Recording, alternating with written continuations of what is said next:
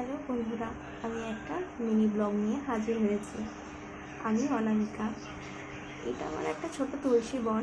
আমি আজকে ভাবলাম আমার গোপু সোনাকে একটু আলাদা কিছু খেতে দিই। তো এখানে আমি একটু শশা কেটে নিচ্ছিলাম। শশাটা কেটে নেওয়ার পর একটা দই কিনে এনেছিলাম। তো সেটাই ভাবলাম রায়তা বানিয়ে একটু গোপালকে দিয়ে দেবো।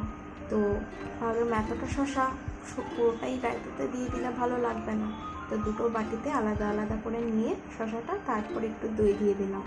দইটা দিয়ে ভাবলাম আর একটু নুনও দিয়ে দিই, তাহলে খেতে বেশি ভালো লাগবে।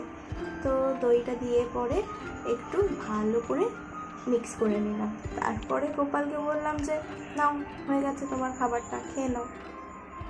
জীবনে যতই দুঃখ কষ্ট থাকুক না কেন, এদের মুখখানি দেখলেই যেন সব দুঃখ কষ্ট শেষ হয়ে যায়। চলো, এখানেই ব্লগটা শেষ করলাম। পরের ব্লগে আবার দেখা হবে।